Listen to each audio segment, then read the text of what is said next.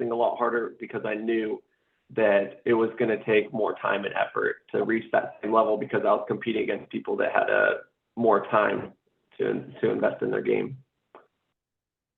That is a very cool story in itself, to have to, really stretch and work hard.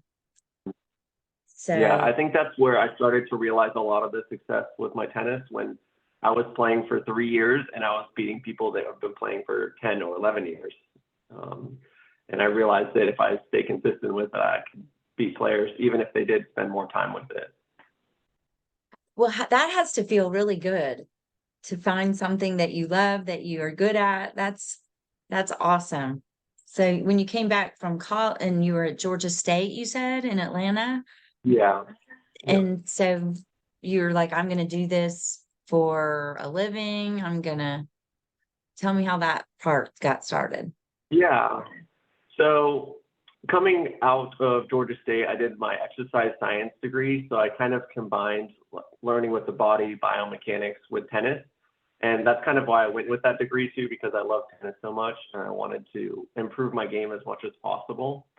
So I came out with the exercise science degree. I either had to decide if I wanted to go 2 more years and do physical therapy and go to school to be a physical therapist. But I did an internship at the end of my Georgia State, I guess, last semester for 400 hours unpaid, which is a lot. And I realized that it wasn't the right time for me then. So it was something I was still interested in, but I knew where I was right now that I wanted to pursue tennis more. So I played tournaments, things like that for a couple of years after, and I still continue to play tournaments today, to travel around and play tournaments. And then right after, I actually got into a bartending job too. Know that Within, I either. think that was probably within 1 year, I guess about a year after I graduated from Georgia State. Okay. And when you're doing the tennis, are you instructing people, children? How did that look? Yeah, I think yeah, you the were doing coaching that when I met aspect. you. Yeah, the coaching is all different ages and all different levels. Most of the time, I'm either working with high school players that are looking to either to go play college, or it's going to be older adults that are looking for some kind of regular activity, Me. No. weekly lesson. Yeah. I want to learn.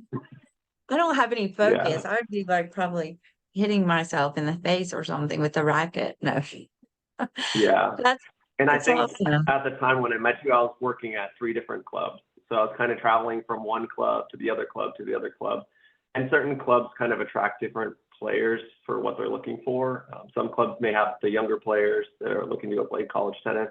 Some of them have more of the recreational players. So I kind of had to travel from club to club in order to find the lessons that fit within the schedule.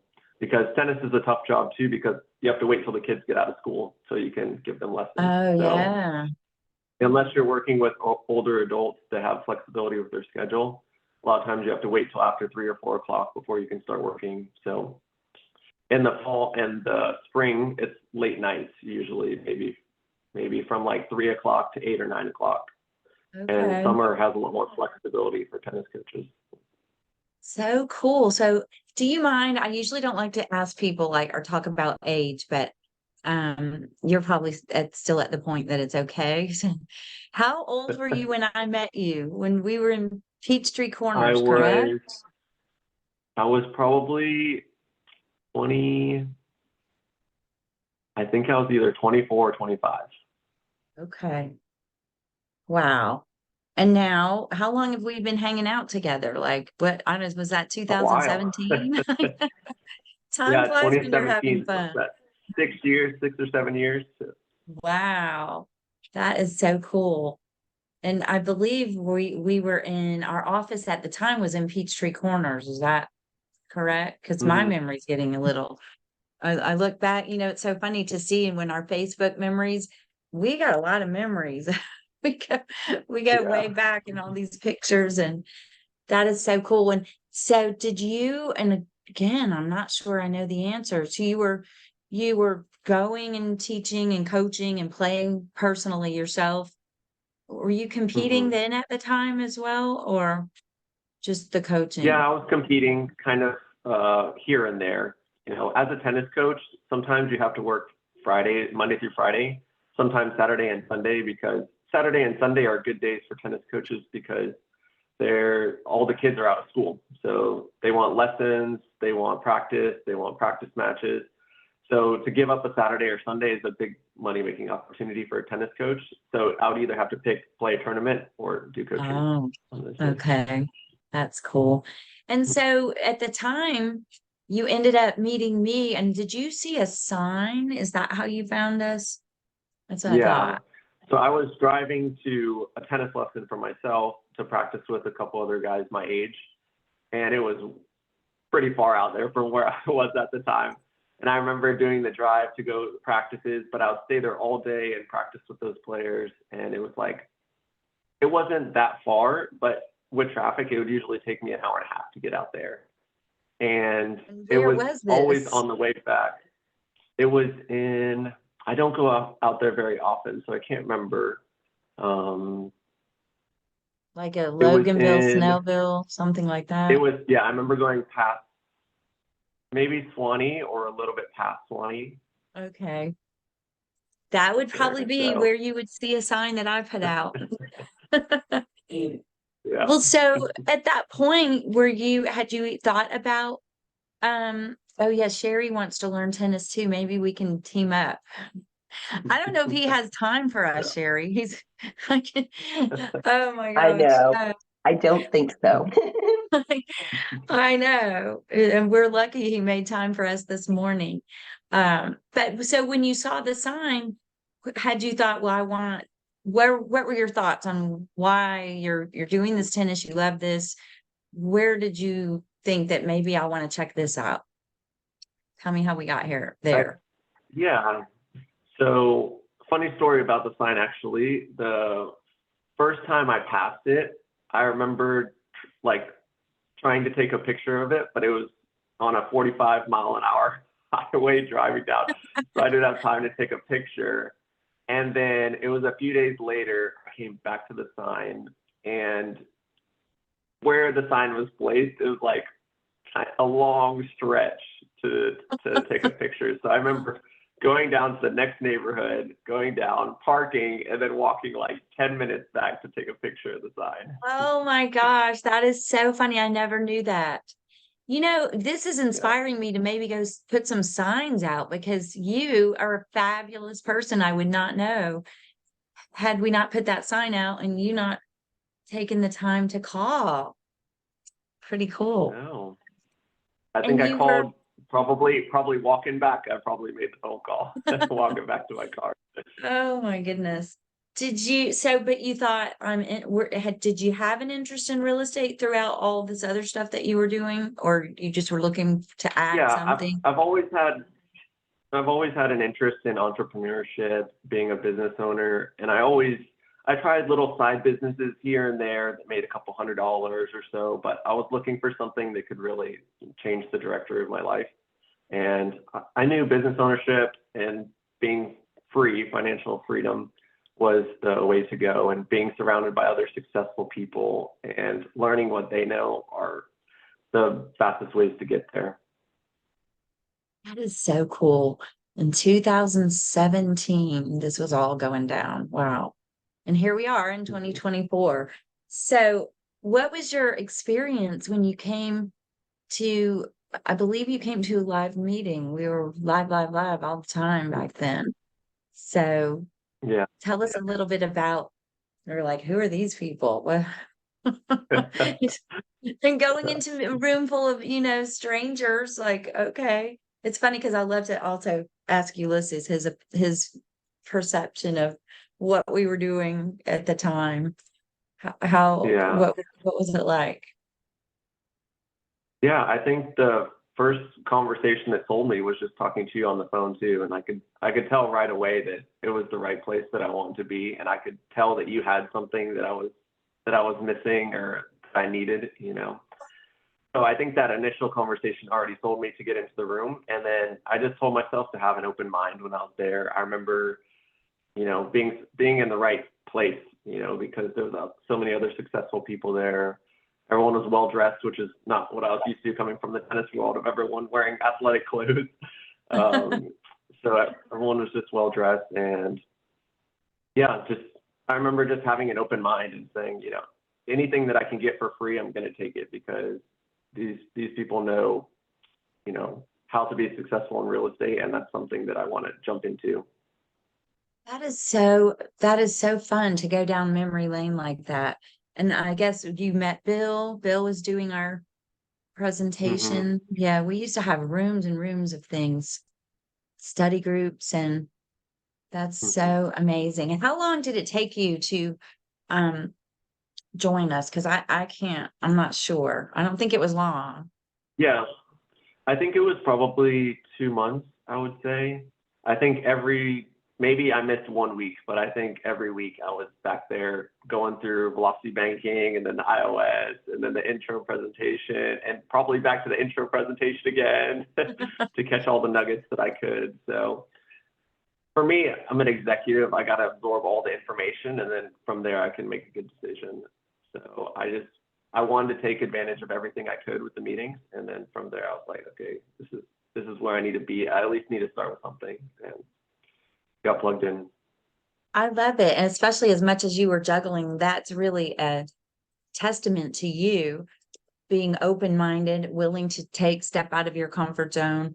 And I think sometimes people live their whole lives for that, and it can be scary, or it can be you don't know what's going to be there, but you don't know till you take that step. So I'm really proud of you and grateful, because the best part of this whole thing for me, and I'm sure everybody else in this room that's part of the community, is the relationships that we have built.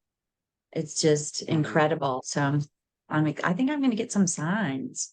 Maybe.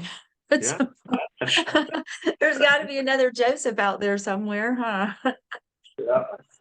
So, well, that's amazing. So I want to hear, you can you can tell us anything you want to say, but what I'm looking for is, what was that like? Did you know, we're trying to figure out a strategy? Was there anything in the classes that was just mind blowing? I have a few things that I remember that I would like to bring up, but I want to hear a little bit more about the beginning as you're finding your way and juggling Yeah. what you were already doing. Yeah.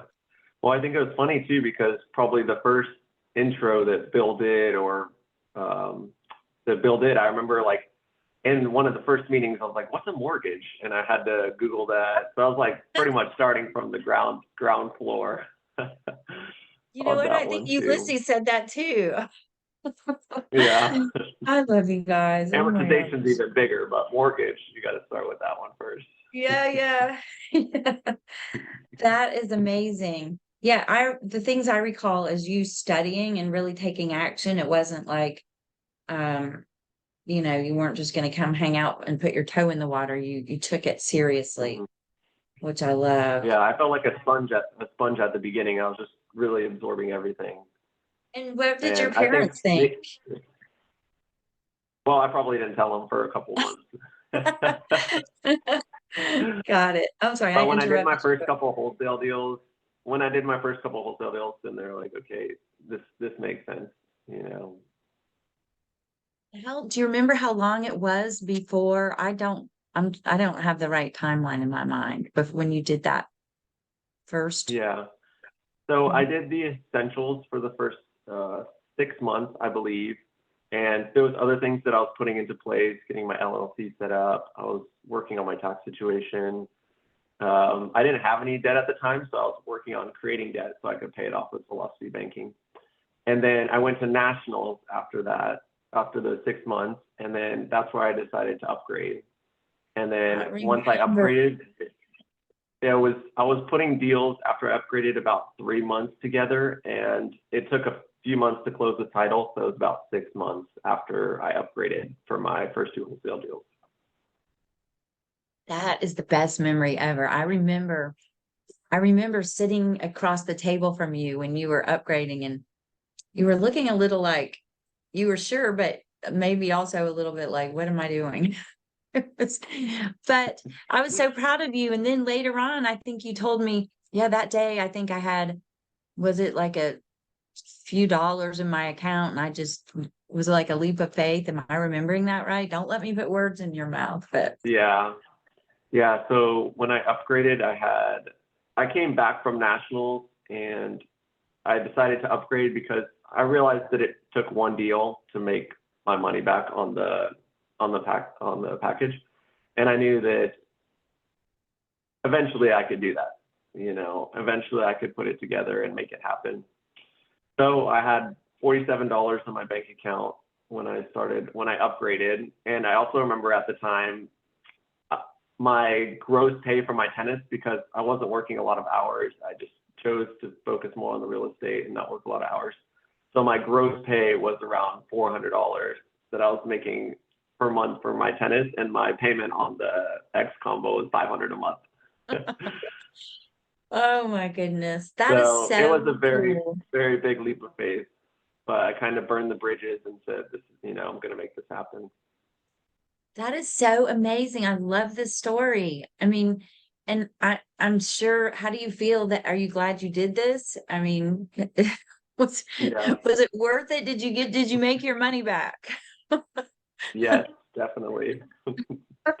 And lifetime access, you can always make your money back. And, I can continue to put deals together because I have the right knowledge and education. That is so cool. So tell us, so you did I think it was two wholesale deals, then you went that, your famous blue house that Bill loves the color of. Tell us about that as you pivoted. Tell us a little bit Yeah. about your path.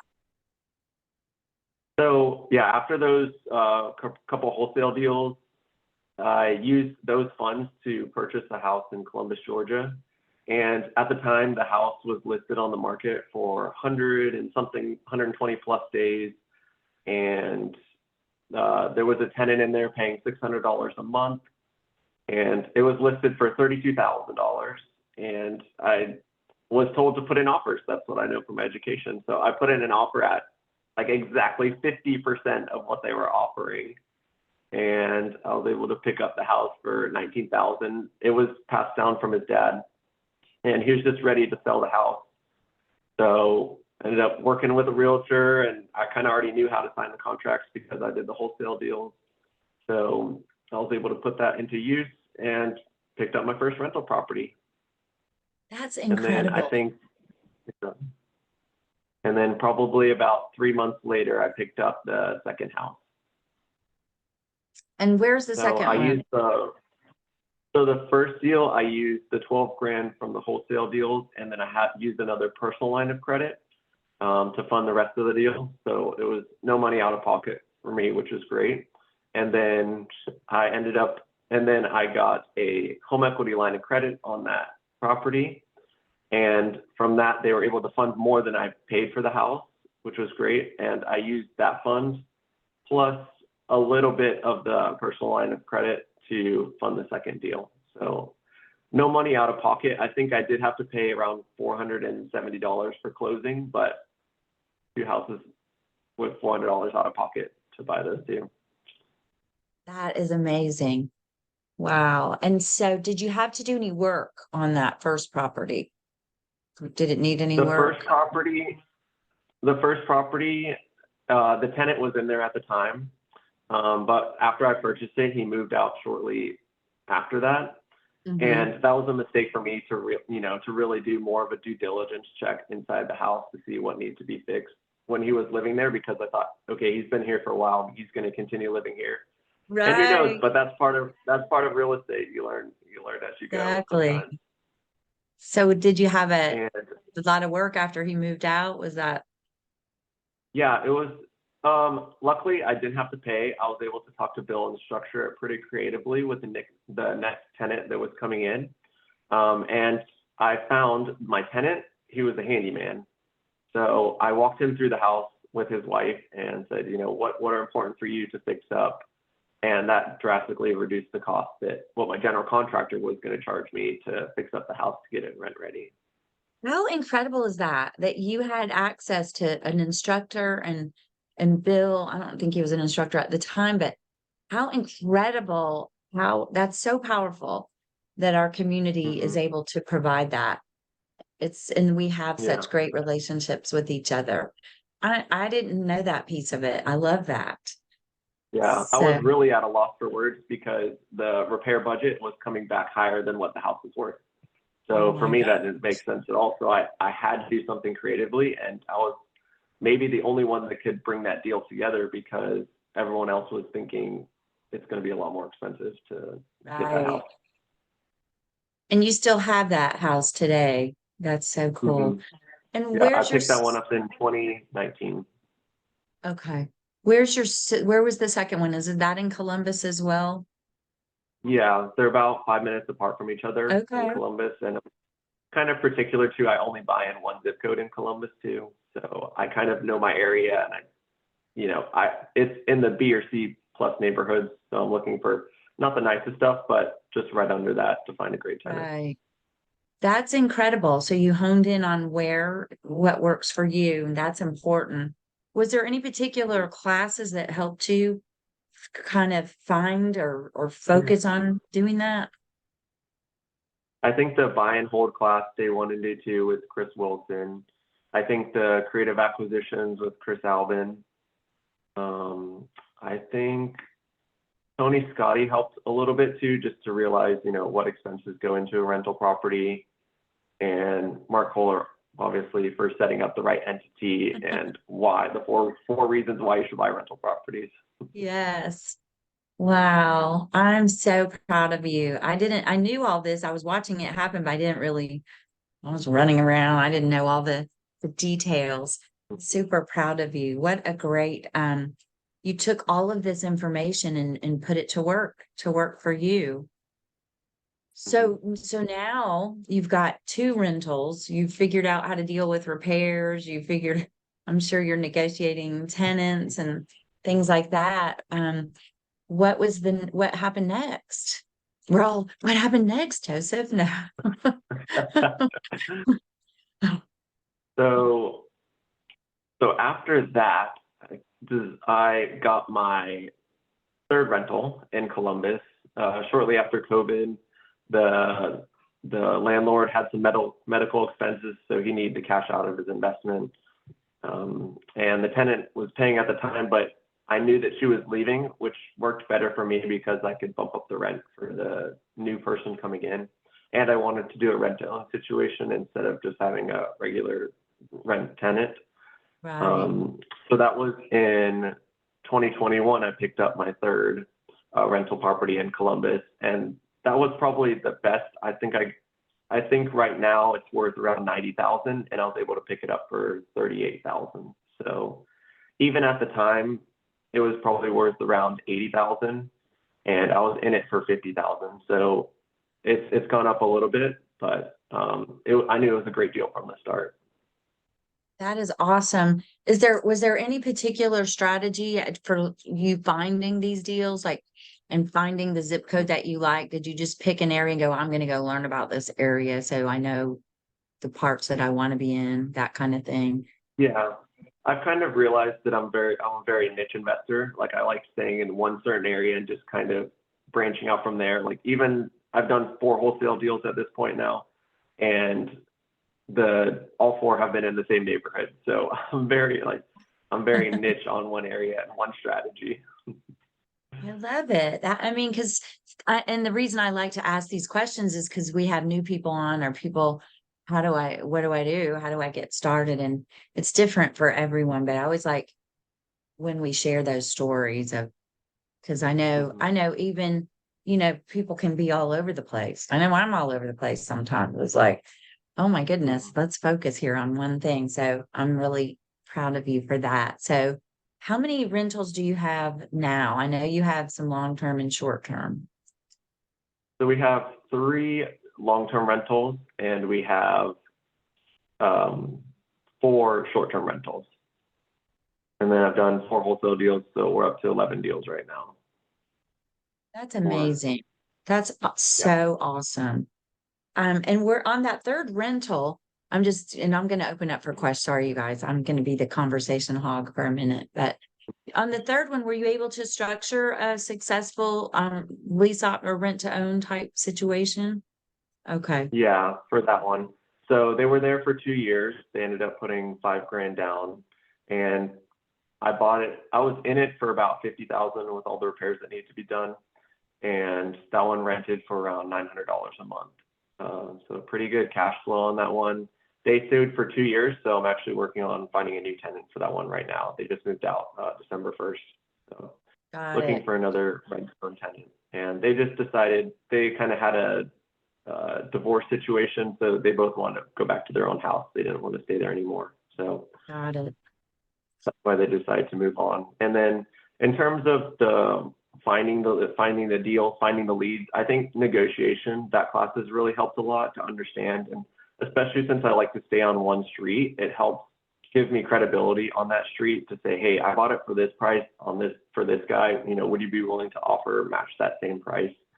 So it's very easy to negotiate. It gives me credibility when I'm like honing down to one single area. And then just knowing the different negotiation strategies and how to counter that as well. I love that. Wow, I'm impressed. That is so cool. Yeah. So, and so then I remember, when you started kind of thinking, look, exploring the short-term rental space as well. A lot of us were doing that. Uh, Tell us a little bit how you pivoted to that side of obviously you're doing it all. You strike me as you're going to do what makes sense, and you're growing and still learning. That's the thing. We're always Yeah. still learning. But how did you start to think, okay, I'm going to check out short-term rental? Yeah. Well, I think Jay Matthews' class really intrigued me and said, he always said in his class, if you want to get started with real estate, this is the fastest and best way to go, with little to no capital, getting started with short-term rentals. So that was always attractive to me from the beginning, to be able to scale and run my business that way. And I've always had this kind of idea of getting a big apartment complex and then doing short-term rentals within that complex. And you're just changing the clientele that's going to be in that apartment. But you can work with one owner, and you have the scalability compared to just having one single family rental. Love that. I love that. So as you started going that direction, were you looking, back, I'm just thinking of that time, were you thinking, okay, I'm going to purchase, I'm going to do arbitrage? Like, tell us a little bit about how you got into that space and what worked for you. Yeah. Arbitrage was definitely the way that I was leaning, because I knew the cash on cash return would be a lot higher. So just from that aspect, I knew arbitrage was the way to go, and then I could scale up bigger and quicker doing arbitrage. Yeah. So how was that journey as far as finding the properties and choosing those locations and all of that? Tell us all your secrets, Yeah. Joseph. No. Just So with you my real estate business, I've always had different marketing strategies, and I've kind of had to adjust and figure out which one works best for me. For the wholesale deals, it was doing phone calls at the beginning. To find the ones in Columbus, I had to talk to real estate agents to find those deals. So to find the short-term rentals is actually different too. I ended up doing letters, and actually the third house that I got was from a letter too that I sent to the owner. But the short-term rentals was a letter that I was putting together, because at the beginning I was trying to do phone calls, and just, you need to talk to the right person. And I've always been somebody that I want them to approach me first before I reach out to them. And that way I kind of know that they're a little bit more motivated and they're more eager to work together, or maybe they're even more reasonable too, because they're coming to me to try to find a solution.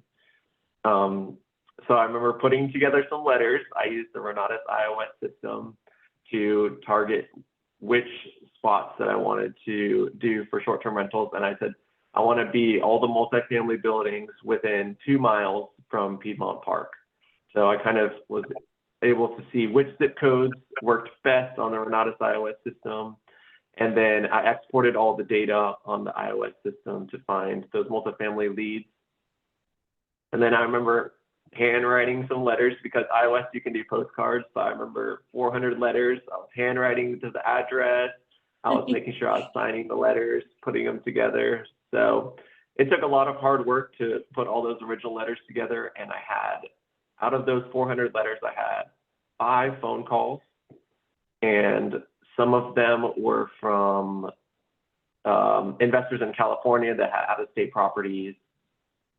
And one of them, he reached out to me and he said, I'm really looking for a corporation. I'm looking for a company to take over all my units. And it was one of those relationships that I had to work with one to get the second one, to get the third one. And that was in January of 2021. And we picked up 4 short-term rentals, but 3 different units with that one owner since 2021. Wow. That is amazing. I remember as you were going through that, or I knew you were exploring all of that. And I remember Ladero actually came and helped some other people from the community, Gamer. That's what I love about our community. Yeah. So was that, how much have you learned since you went down that path? How has that gone? Yeah, I remember being really scared to do it at the beginning too, because this is when you're close to Piedmont Park, it's part of a historic district. You're close to downtown. You're basically in the city of Atlanta.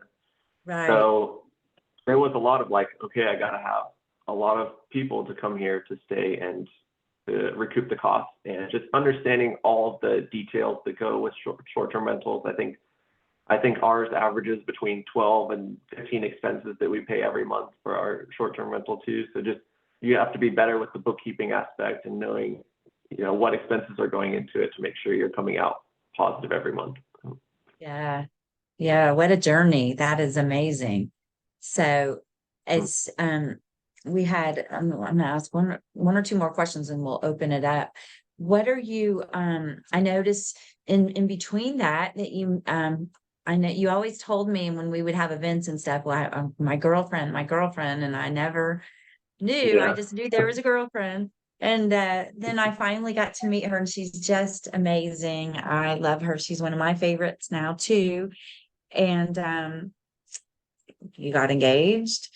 I remember that. And you've been like traveling all over. So tell us, what has life been like with that? And how is that once you got those short-term rentals up and running and you took another leap of faith? And the thing I love so much is that you decide something and you take the steps to go.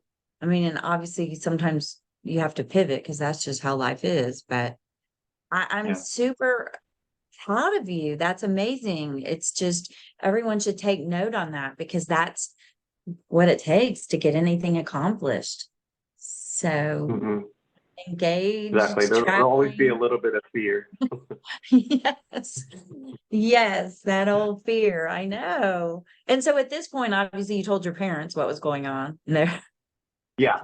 After the first 2 wholesale deals, they're like, oh, okay, maybe this is a good investment for you. Because at the time, I've never made that in a single month. And that kind of blew them away, even the possibility of that too. Oh my gosh, they must be so proud of you.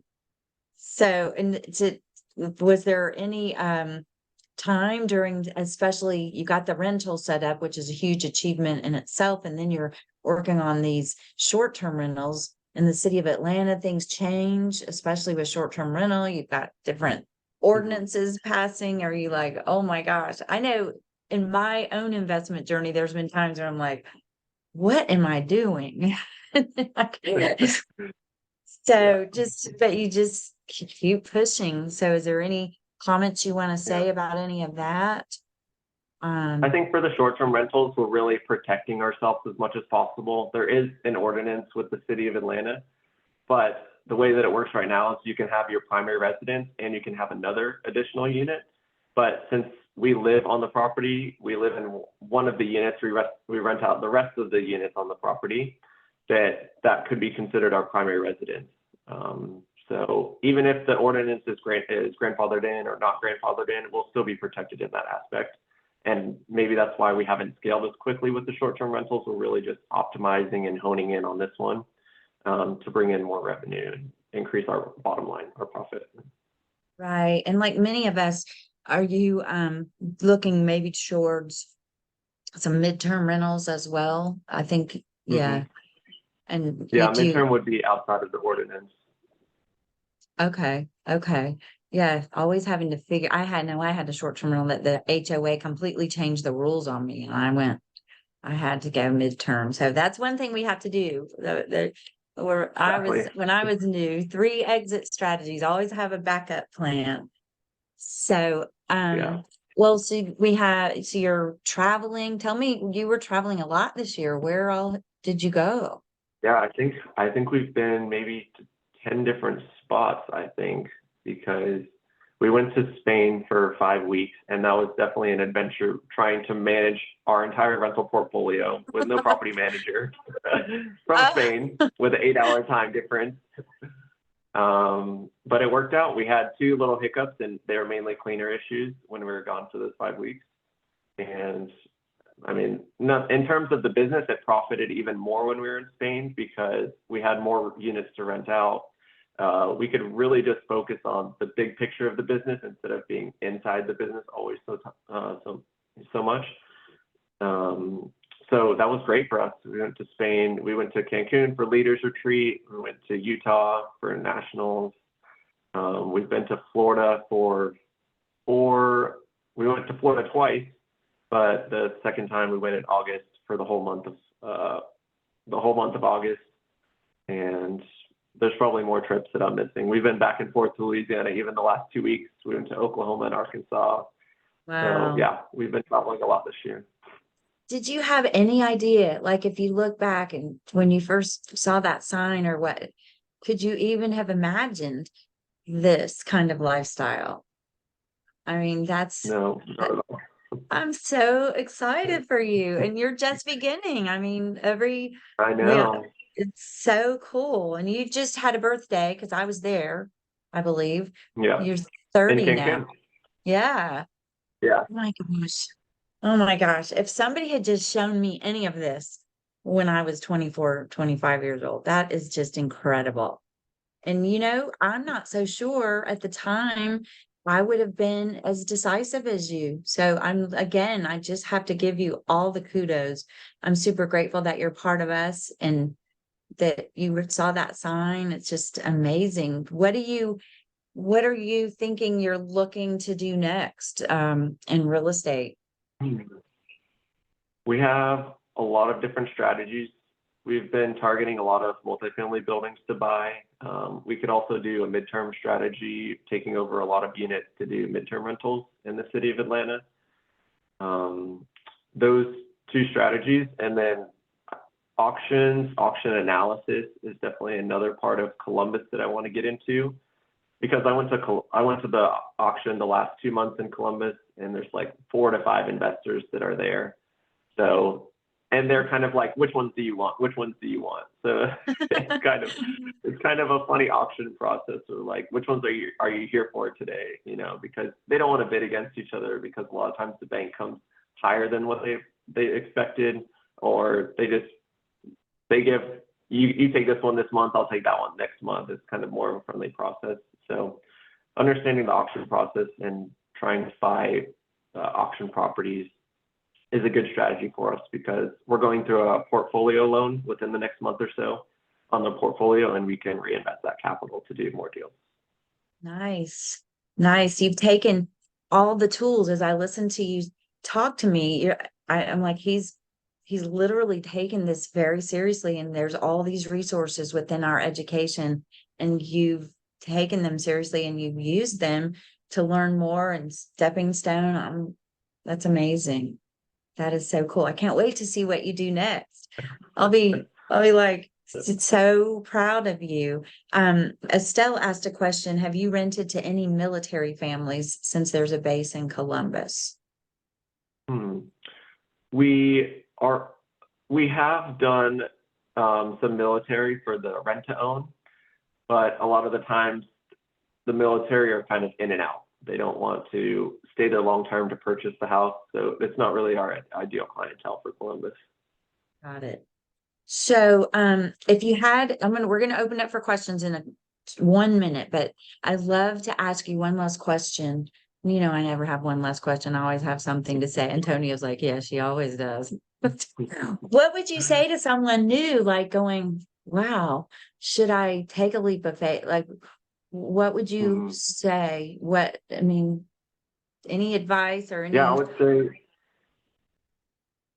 would say the 2 or 3 things that have helped me was to keep an open mind. I think that changed the direction of my life. I think taking a leap of faith also changed the direction of my life. So I think those 2 were the initial things that put me in the right trajectory. And then anytime you can be around other successful people that are doing what you want to do for free events, I mean, you got to plug in. We do have a lot of those. Yeah. Don't we, Antonio? We have a lot of things to plug into. We actually, on Monday, we have another short-term rental online little workshop. So there's so many fabulous people in this community. I'm just so honored and so proud of you in particular. And so, does anyone have any questions for Joseph? Because we've got time, so I don't want to be the only one. If you want to come off your mute, let's not all talk at once. But otherwise, you know, I always have stuff to say. Can I say Hi. something? Yes, Debbie. hello. Hi. Hi. The more I listen to all these young gentlemen, the more I want to like really hone into it because I've been holding myself back. But that's something that I don't want to get into right now. However, what was the sign? What was said on the sign? What did the sign say? Because I may want to use that for my signs. I'm gonna start putting signs. Hello. Hello. I know. I haven't done them in a Or while, but what did it Do you say, remember what it says?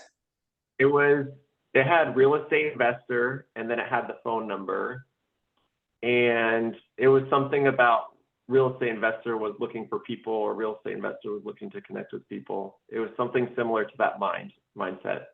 And it wasn't the sign that did it for me. It was the phone call with Debbie. And that's where I knew that, yeah, I was in the right place. Do you remember the exact thing that Debbie said that clicked to you? You're like, okay, maybe I want to get into this. I think it was just her poise and her confidence talking on the phone. I think she was really good at asking me questions and kind of finding out what was important to me. You know, what did I want to get out of it? Confidence. There it is. Thank you. And then just the gosh. urgency of, you don't want to miss this, you know, the urgency of like, we're going to be here. You don't want to miss this. Join us. Those kind of things. I love hearing this. I'm writing this down. Where is she again? I gotta go find her. I love it. I'm so grateful. We would not even be the same community without you. Like that's what I always tell everybody. We are not us without you. Please show up. And we love it. So Ulysses wants to know, when are you going to start doing intros, Joe? I might like to know I'll that have to take too. notes next time he does it.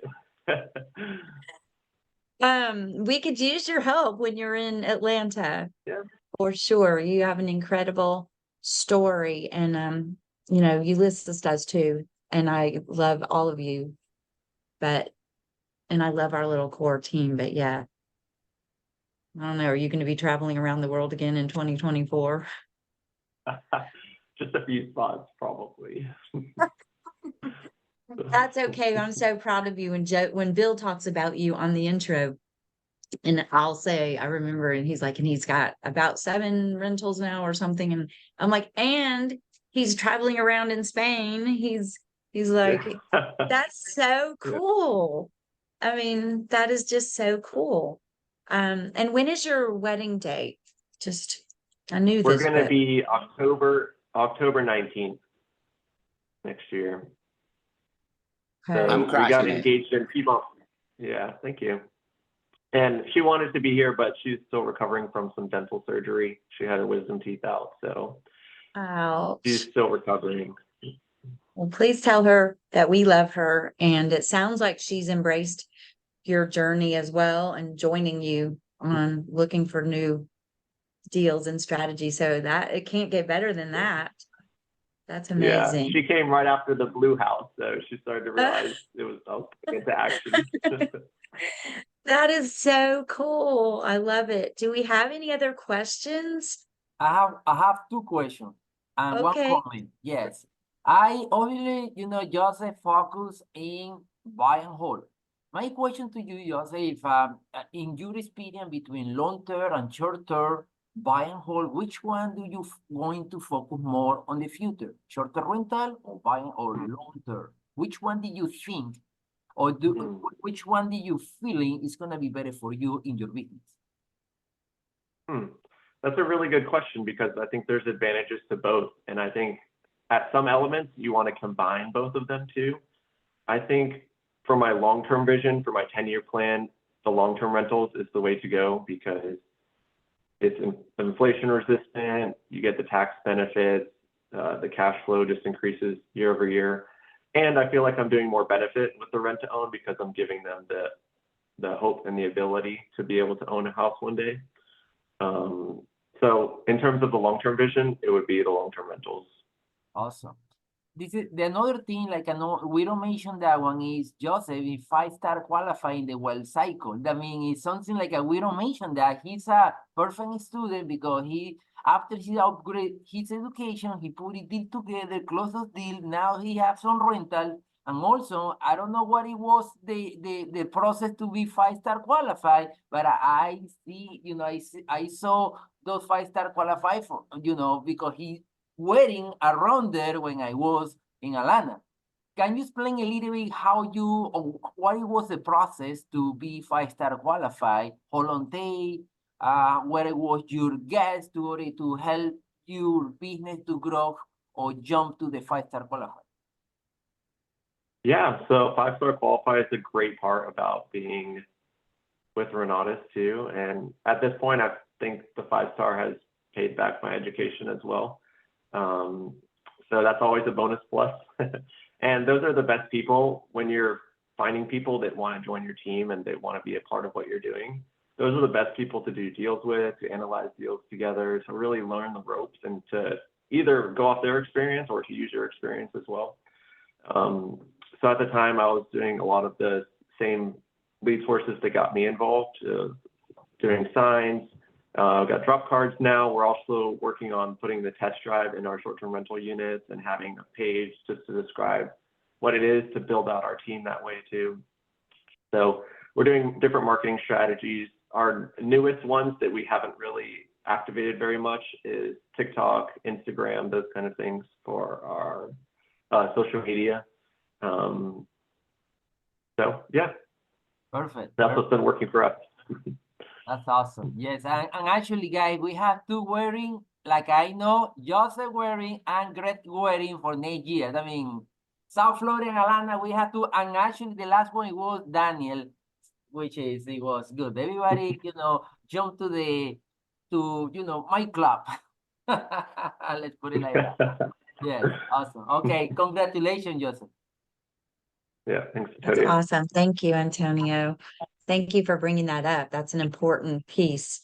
Andres has his hand raised. Good morning, my favorite Andres. Good morning, everybody. Hey, Joseph, congratulations on all your success, man. It was awesome meeting you in South Florida. Well, I met you before regionals. Oh, it was here in South Florida as well. So it was awesome meeting you, man. I just want to say, man, what a great idea to post your marketing inside the short-term rental units. Didn't think of that. I think that's a great idea. Hey, learn how to do this as well. If you're interested in setting up your short-term rental business, you have flyers there. That's an awesome idea. I just wanted to share that. Thank you. Thanks, Andres. Yeah, we're going to test it out. We just got our printer in, I guess this morning. So we're going to test it out and see how that works. It's just going to be in the guidebook. So when they're opening it, reading through everything else, it's just going to be the last page in there, just describing what the test drive is, how to get started, and how to get invested in real estate and those kind of things. That's fabulous. I love that. Thank you for the Just a comment, question. Andres. The letter that you're populating, is that to attract new houses, new properties? In the short-term rental, Mm-hmm. no, it's going to be for building a real estate team. So building other people that want to get started with real estate investing. Okay. All right. So kind Yes. of for recruiting. The wealth cycle is what we Gotcha. call it. That's and if you guys are new on here and you're not sure about that, please ask us or get with the person that invited you here and to understand that. There's different facets to our business and different income streams. So I think that's a great idea, because how inspiring when people are out there trying to do real estate and they're isolating themselves, maybe not necessarily on purpose, but they're just trying to figure it out. We get to come here on a Zoom, or we get to go to a mastermind, or we get to go to a live meeting and network and talk to our friends and hear something they're doing and walk out of there. Just like you're saying, hey, Zeus, you're like, I'm inspired because you got to come here and talk to one of your teammates. That is priceless, in my opinion. I don't want to do life by myself. I want to do it with you guys. So sorry, we're letting some people in. So do we have, let's see, what was Lisa asked, what was the reason for Columbus, Georgia? She says, I'm feeling analysis paralysis for picking a place for long-term rentals. So Columbus was one of the markets. The Bill Omi model is to look for houses that are cheap, but they can rent really high. So you get really good cash flow on your properties, and sometimes you can pay off with the cash flow alone. Sometimes you can pay off the houses within 3 to 5 years, maybe even quicker if you got them at deep discounts and you have equity right away. So I was looking for different markets within Georgia that I could find cheaper houses that would also have really high rent. And there's other places when I was first getting started that had cheap houses, but the rents weren't enough to cover. They're maybe half the price of the rent that you get. So if there's any kind of maintenance issue that would come up, you might not have any cash flow for that month. So I wanted to know, and Columbus has its downsides in terms of the market doesn't appreciate very well. I mean, since COVID, the market has appreciated a lot, but over time, for people that own properties for 15, 20 years, they don't really appreciate that much, but a lot of times the cash, it comes back that it pays off maybe the house 2 or 3 times over by the time you sell the house, because the cash flow is so good. So I wanted to identify markets within Georgia because I knew the tenant landlord laws for Georgia. I didn't want to go to a different state. And Columbus is a big market. I think it's number 3 in Georgia for population, for in terms of city. So there's over 100,000 people there. And that means that the jobs are good and there's enough tenants to find your houses. So I decided to invest in Columbus. And even though it's an hour and a half away, I go visit the properties from time to time and check out new markets and new leads that are in Columbus. And the cash on cash was good. And I started running the numbers, analyzing deals. That's what they tell you at the beginning. You want to analyze 100 deals, and then you want to pick out of those top 100 deals which ones are going to be the best for you to invest in, and then start submitting offers. And even if you're not comfortable with the offer, you can still submit the offer if you're educated, you know how to get out of the deal, and you know how to write the contract in the right way. And then, yeah, I was able to pick up those first 2 deals and just go from there. That is awesome. Yeah. In terms of analysis paralysis too, I did deal with that a lot at the beginning. And I think maybe that's been, that took me some time to get adjusted to and be able to adapt and develop at the beginning as a business owner, to learn a new skill, to be in real estate.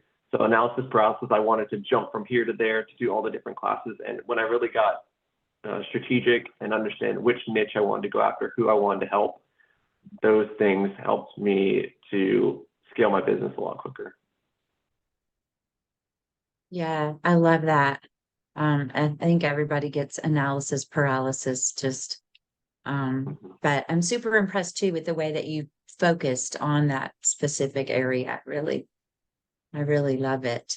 Do we have, let's see. Oh, Jacqueline was And asking. really to Mhm. just go on that point, the first Mhm. deal is always going to be the hardest. And once you have that first deal, for me, like especially if I'm investing in one neighborhood, for example, once I have that first deal in that neighborhood, then you really understand all the numbers behind that deal. You're educated on that specific area, so you know what it's going to rent for, how much your expenses are going to run, you know what it's worth, you know where the market's going. You kind of once you have that first deal in that area, you really have a lot of credibility and understanding for that deal, which helps with the fear and understanding. Gregory? Do you have a question?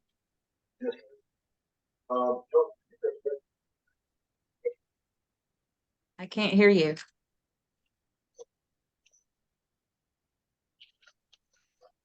I'm not sure if he's just. Yeah. Hi, do you have a question for Joseph? Yeah, I do. Can you hear me now? Absolutely, yes. Good Okay, morning. good. So, people are talking Wait, now we're not hearing you so well. you said something about being. Can you hear me now? But at the last sentence, I could hear you. Can you hear me now? Yes. Okay. So you said something that brought a question to mind, which was the first deal. Prince and I always talking getting over that first deal. I think that's gonna be our hurdle.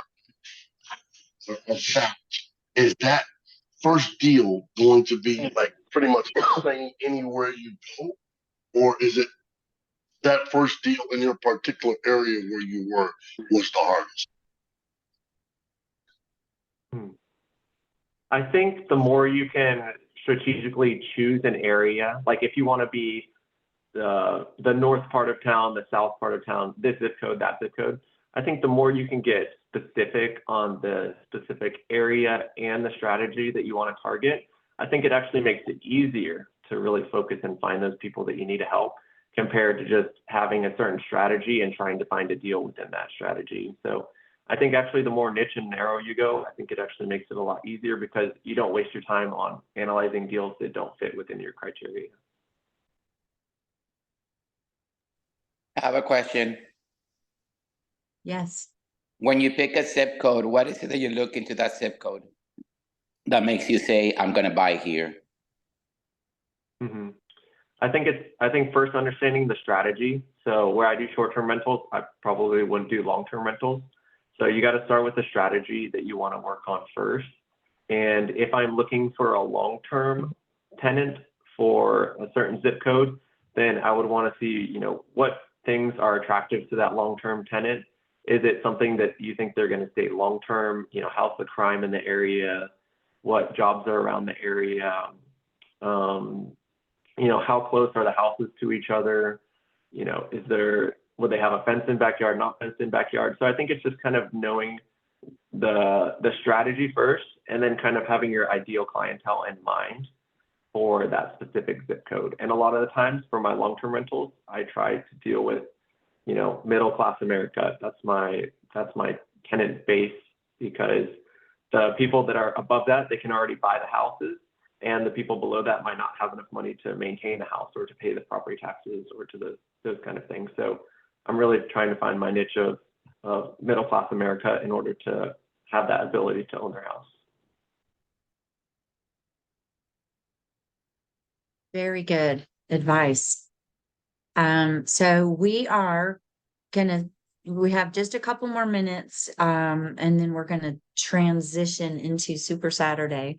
See, I got you to a Super Saturday, Joseph. No, I'm kidding. I'm kidding. So do we have any last comments? I mean, any last questions? We want everyone to get their questions answered if they have them, and then we'll shift. I get it. So You know, every single time when we're doing those coffee and conversation, whatever webinar we're doing or live meeting, we learn something different. And one of the things I learned, or the idea I get it, is like I Joseph say, put it something about the wealth cycle in your short-term rental. The reason that one is the magic thing is because always you have really good conversation with your guests when they're gonna be in the beginning or when they stay, and also when they leave, always like that. And that what happens is we already get the phone number, the email, and everything, the ID, everything to order to continue to do the follow-up for them. And actually, in my short-term rental, people say, wow, that house is amazing. We can play soccer in the back there. You have like a soccer field. We can play volleyball. You have a hot tub in the back there. I mean, we create that confidence to order to get more people in our team. Thank you for that, Van Joseph. Just to, you give me really, really good idea today. Awesome. I know this is a great way to kick off the weekend. Aren't you glad I put that sign out, Antonio? No. It's so fun how we find people and then we just do life together and it seems to be going pretty fast here. It's 2024 or in the next few weeks. So this has been very inspiring. Jacqueline asked, what is the Atlanta ordinance for short-term rental?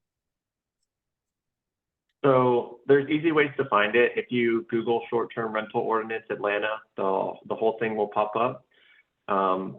They have the ordinance in place, but they keep pushing the enforcement date back. So the enforcement date was supposed to be in 2021.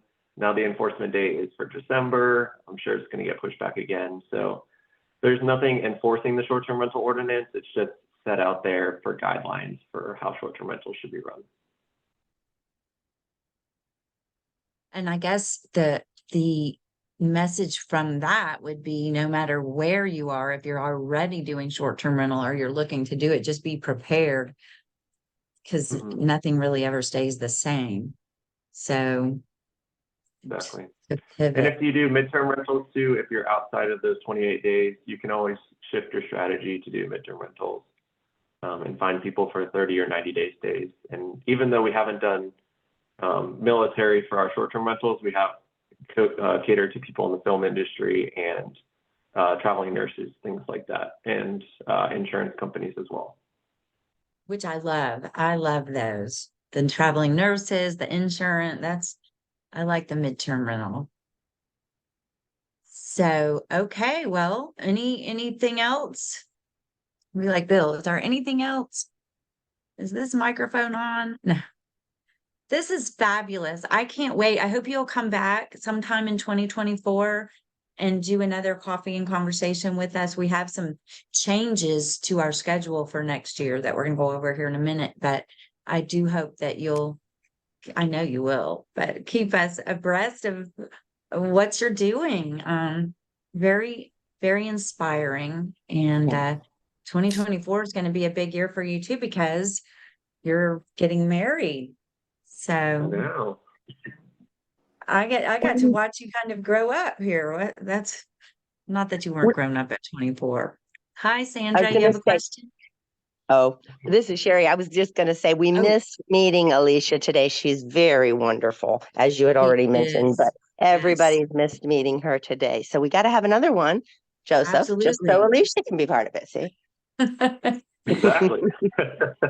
Well, hey, cash flows next week. Yeah, we have several guests. We're doing cash flow in Atlanta next week. We're not taking the week off. I don't know what you guys are doing, but we'll probably try to incorporate something or eat some food together. So I don't know, but I know I have several guests that want to come and I'll be there. And I think Ulysses has some guests that want to come. So, and when you are in Atlanta, I'll just have to tie it up with we could use your help over there. So come see us. I'm super proud of Ulysses for carrying the torch for us. You guys were there. You guys were there as we went to the rise of the huge numbers that we had in Atlanta, and then COVID went smack. But here we are. We're still here. It didn't stop any of us. So those that choose to show up, take their classes, plug in, and take advantage of the resources. I personally, and maybe you'll back me up on this, I feel you will, I don't see how you can fail. You just keep pushing, keep studying, keep showing up, keep, networking. So I wanted to congratulate Joseph because we met. It's funny how we met. Joseph and we were at the presentation when Kimball had the first presentation right here in South Florida. And we kind of were running into seats. And when I was running into a seat, I ended up sitting next to him. And I'm like, oh, I've never met this guy before. But he's so quiet, he's so kind, so nice. And we were like so excited about seeing Kimball that day. We were like looking, wow, this guy is so good. And from that, personally, I connected to Joseph, and I really love to connect with the young people in our community because you guys are what is going to bring the torch. You are the guys that really make it. You don't need money to do this. I mean, yes, there's an investment for education, and you're going to have an investment for education for anything that you do. But the conversations that I have with my children for them to become investors, my youngest one wants to be a dentist, and then he's like, okay, I'm gonna do my undergrad, and I'm 23, I'm gonna start investing. So these things really get to me because, like, when you were saying your first rental was $400, but your education was $500. Everybody that has education had these problems, but the ones that we have with real estate, it's so awesome because it's really gonna make you money. It's really going to make you the passive income that makes you live the life that you like. So one of the times that they came to South Florida, and I'm like, oh my God, Joseph, and your future wife was with you. And I'm like, so what are you guys doing? And she's like, oh, we just came back from Europe. I think you had been in Europe like 2 months or something like that. Yeah, 5 weeks. 5 weeks. Okay. So, that's the kind of life that people in your 20s and 30s, they want, but they don't achieve because they don't know. So the more that we share our experience of our young people, Ulysses, anybody that is young and making it into our system is just so amazing. We appreciate you so much. I really appreciate you as a couple. Keep on coming to South Florida. We'd love to see you. and just keep on going. I love the stories. It's so awesome how it just shifted. I was inviting people to cash flow this Thursday, and I was telling them it's the mindset that it starts going. It's like the first time when you come into Renatos, you're like, I need a bunch of money to start doing real estate. And then your mindset is like, there was a person playing cash flow on Thursday, and somebody bought a property with 0 down on the cash flow. And then they're like, how is that possible? Because we have strategies, right? So it is so nice to hear your story because you just connected so much to the stories in our community, and yours is very particular. I don't know if you mentioned that you were a tennis player. Did you? Yeah. And then you rank very high too. Yeah, I'm doing some more professional tournaments next year. Yeah, yes, and I think that is awesome. I tell my husband, because my husband plays tennis, and he was watching with me right now, and I tell him he's a tennis player, and then he has his passive income, and then he can do whatever he wants and keep on playing. Otherwise, how can he play? So it's awesome. Your story, it's really awesome. I tell it to everybody that I can, that we have a professional tennis player as a real estate investor in our team. And we are very proud of your lifestyle, the life by design that you have. And thank you for being part of our community. Well, thanks, Sandra. They have tournaments every week in South Florida, so maybe I'll be back. Okay, cool.